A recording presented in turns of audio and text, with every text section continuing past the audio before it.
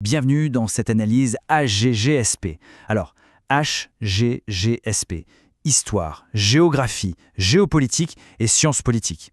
En gros, c'est une sorte de boîte à outils pour comprendre le monde qui nous entoure. Et vu la complexité ambiante, c'est plutôt utile, non? Voyons un peu comment ça marche.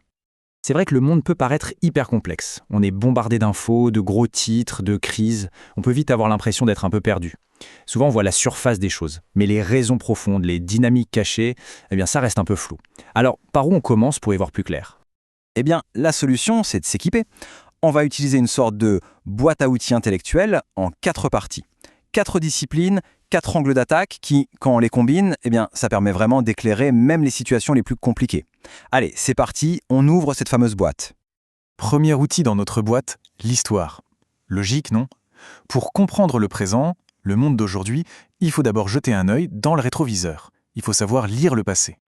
Attention, quand on dit histoire, on ne parle pas juste d'apprendre des dates par cœur. Non, l'histoire, c'est bien plus que ça. C'est une véritable enquête. L'historien, c'est un peu un détective qui cherche les traces laissées par les gens du passé.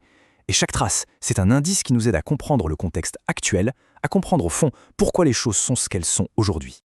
Et des traces, il y en a de toutes sortes. Ça peut être un journal de voyage qui nous montre comment on voyait le monde à une certaine époque, des livres de contes qui nous parlent d'économie, ou même des lettres personnelles hyper intimes qui nous donnent des clés sur les mentalités. En fait, n'importe quel document peut devenir une porte d'entrée pour comprendre le passé. Mais là, il y a un point super important. Aucune source n'est jamais totalement neutre ou objective. Un témoignage, par exemple, ce n'est pas la vérité pure. C'est une perspective, un ressenti, une interprétation. Donc le vrai travail de l'historien, c'est d'être critique. Il faut croiser les sources, les comparer et toujours se poser la question « qui a écrit ça et dans quel but ?» Et pour faire ce travail critique, il y a une méthode toute simple mais hyper efficace. 6 petites questions à se poser devant n'importe quelle source. Le fameux « qui », « quoi », « où », « quand », « pourquoi » et « comment ». Rien qu'avec ça, on a déjà une base d'analyse vraiment solide. Ok, donc on a le quand avec l'histoire. C'est essentiel. Mais ça ne suffit pas. Pour avoir une vision complète, il nous faut aussi le où. Et ça, c'est le job de notre deuxième outil, la géographie. La géo, ce n'est pas juste savoir où se trouvent les capitales, c'est bien plus que ça. C'est l'étude de la façon dont les sociétés s'organisent dans l'espace. Elle analyse les relations, la relation des humains avec leur environnement, mais aussi les relations entre les différents groupes humains. On parle de frontières, de ressources, de migration, bref, de tout ce qui dessine la carte du monde. En fait, pour simplifier, on peut voir 2 grands types de relations. D'un côté, une relation qu'on peut qualifier de verticale. C'est comment une société interagit avec son propre territoire, son environnement. Par exemple, l'impact de l'industrie sur un écosystème. Et de l'autre, une relation horizontale. Là, on regarde les interactions entre les sociétés. Les conflits, le commerce, la coopération, tout ça. Et là, le géographe a une sorte de super pouvoir, le changement d'échelle. C'est l'idée de zoomer et de dézoomer sur un problème. On l'analyse au niveau local, puis on dézoome au niveau régional, national, continental et même mondial. Ça permet de voir comment toutes ces échelles s'emboîtent et s'influencent les unes les autres. C'est ce qu'on appelle l'analyse multiscalaire. Bon, on a le temps avec l'histoire, on a l'espace avec la géo. Et si on mélange les deux, on arrive à un truc super intéressant, l'analyse des luttes de pouvoir sur les territoires. Et ça, c'est notre 3e outil, la géopolitique. La géopolitique, son but, c'est d'étudier les rivalités de pouvoir qui se jouent sur des territoires. Comment la géographie d'un pays, ses ressources, ses frontières, sa position, influencent sa politique.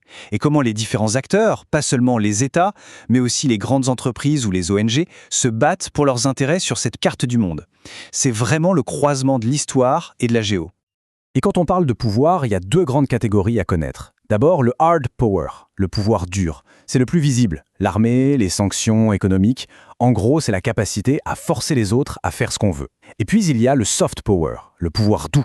Ça, c'est beaucoup plus subtil. C'est la capacité à influencer, à séduire, à convaincre, sans contraindre, par la culture, les idées, l'image qu'on projette. Pour bien comprendre ce que c'est le soft power, il y a un exemple parfait que tout le monde connaît, même sans savoir que ça s'appelle comme ça. C'est la diplomatie du panda de la Chine. Ça peut paraître bizarre, non?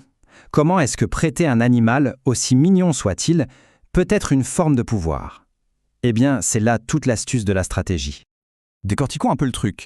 La Chine ne vend pas ses pandas, elle les prête. C'est un cadeau diplomatique, un geste symbolique très fort. Le but n'est pas de gagner de l'argent, mais bien d'améliorer l'image du pays à l'étranger, de créer de la sympathie auprès du public. L'influence se fait par l'attraction, par l'image. C'est du soft power à l'état pur. Ok, récapitulons.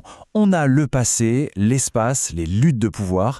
Il nous manque un dernier morceau du puzzle, les règles du jeu. Et pour ça, on sort notre quatrième et dernier outil, la science politique. La science politique, son truc, c'est d'étudier comment le pouvoir est organisé et comment il s'exerce dans une société. Elle s'intéresse aux institutions, aux lois, aux constitutions, bref, à toutes les règles du jeu officielles. Mais pas seulement.